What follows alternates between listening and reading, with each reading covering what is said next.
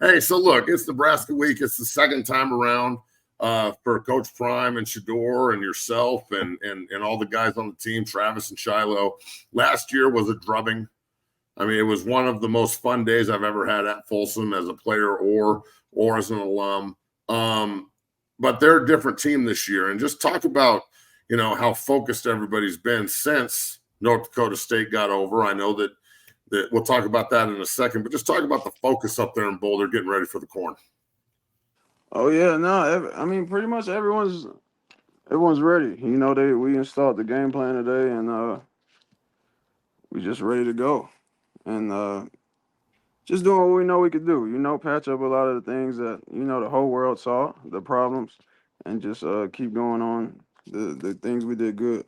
But yeah, everyone's ready. We've heard about the noise, how crazy the stadium is, and we're prepared for that too. So no, it's gonna be a cool experience. The people who haven't experienced it, we're ready to see like how it is. Yeah, so look, I played in Memorial several times. I've been there several times to see this game. It is the loudest place, maybe other than Kyle Field at A&M that I've been, but it also is the quietest place in the country when you win. And it's because they all stick around, they all stand there and like they admire that they just got their ass beat. It's one of the best feelings ever walking off the field of Memorial, knowing you just beat your rival. Look, and with the NIL era and transfer portal and whatnot, college football is more of a business than it has ever been. But the importance of rivalry games in college football is huge, in my opinion. And I know that Coach Prime, your pops, and all the players have bought full throttle into this Nebraska-Colorado rivalry. I saw it last year, and I see it again this year in the press conferences and everything else. I mean, there's no red allowed in there, right? There's not. It's just it's on this week, right? No red backpacks, no nothing. Yeah, Nothing. it's not allowed. So yes, no messing around this week. And then uh, the next question I wanted to ask you is, Coach Sapp, and I'm pretty sure Coach Lewis and the guys from the U that are around that staff, they had wars with Nebraska back in the day. So not only are we looking at the Colorado history here, but you can influence some of that U swag into this too as well, because they used to beat the shit out of Tom Osborne in Nebraska every time they played him back in the day. So I think that's another really cool part of this. No, it definitely is. I remember Coach Sapp telling us a story. I think I posted about how he was scout team tight end his freshman year, and they played Nebraska in the championship game. So yeah, I didn't know that.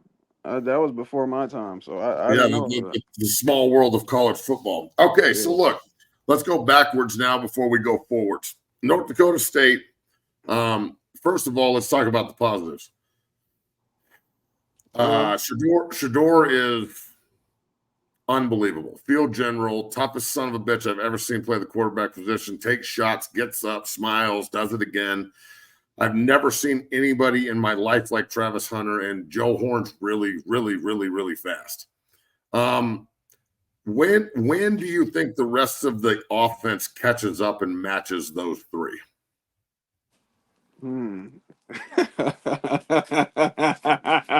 That's a crazy question. Because I'm telling you, dog, like we're watching the game, right? And I hear Mark Jones go, look, when Shador Sanders doesn't have to do everything, he can do anything. And we talked about that on the show, like it's my line. And he quoted me on it. It was big time. But I agree. Like, I truly believe this. When I thought Seton played really well, I thought Brown played really well. The interior three got to get better.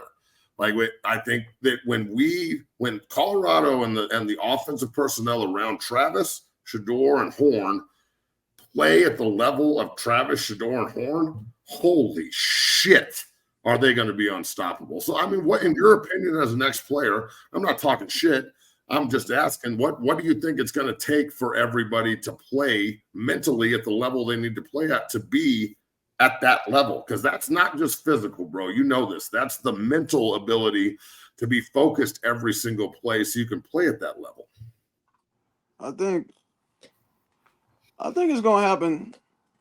I think it's not going to happen again. I think it's going to happen in practice, and I think it's happening Good Like, shit. Yeah. right. Yeah, I think it's happening just day by day, getting that confidence up, getting that, and just going and just remembering what they know and remembering who they are.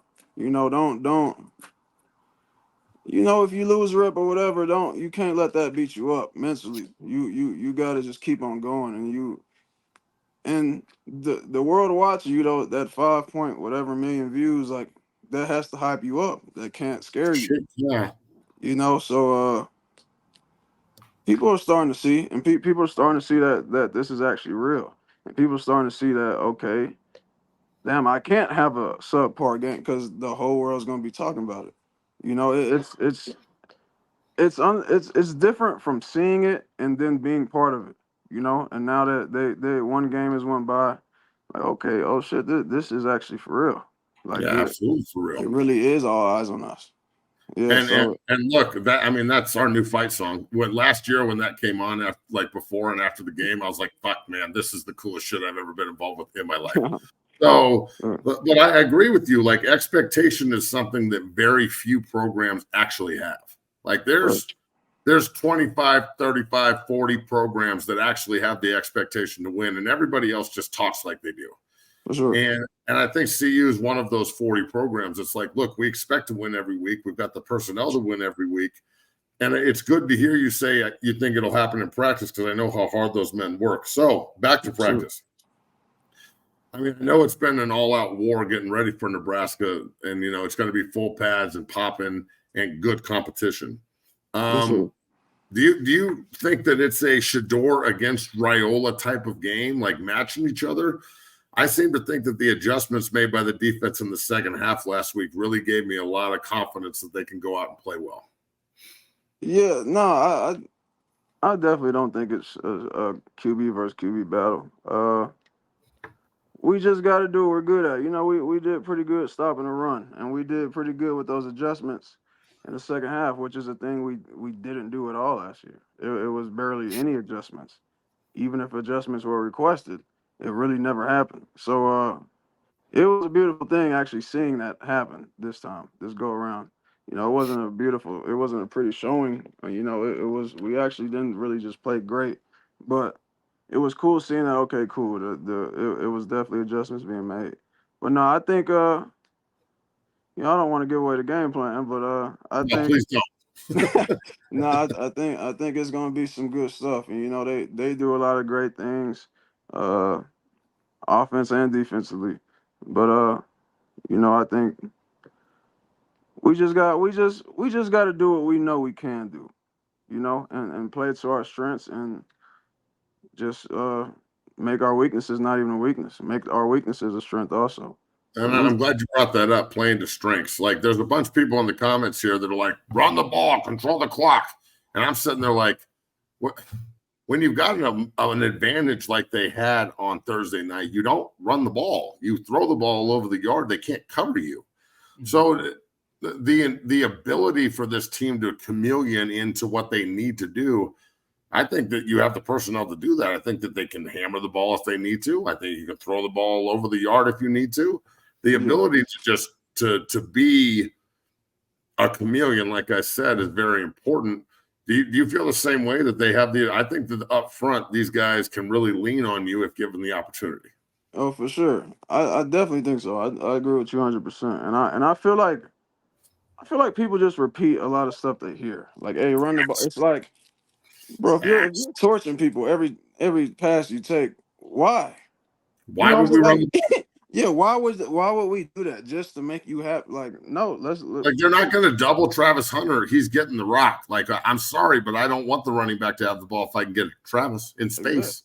It's like, bro, it's like playing a video game. If you could just throw to the B button the whole time, why not throw to the B button the whole game?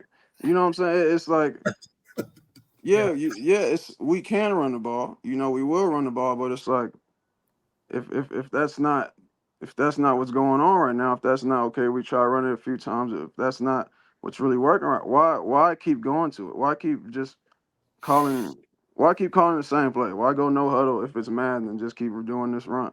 It's not working. A little 3-yard stick pass, whatever, that's a run. A screen, that's a run. It's a different form of a run. It's like you're getting 3 yards that play, which is expected. Okay, get 3-4 yards each run. So it's like it's a different form of a run. It's like they just people don't really know football. They just repeat what they hear. So it's but like you Ding, ding, said, ding. you're right though. If we do, yeah, the O line can lean on something. If we depend on that, if we want to do that, it's definitely very possible. You And spot I'm on really everything you're saying. So Yeah, I mean, it's what it is. So look, you have to play to your strengths, and that's the way football works. But look, there's a lot of people in the chat that are like, "Oh, well, Shador's never seen an environment like this before." And again, Memorial is daunting, but it's just a football stadium. I mean, I think people forget like that his name's Sanders. Like, dude, there's nothing that's going to rattle the Sanders family, dog. They are used to this kind of yeah, shit.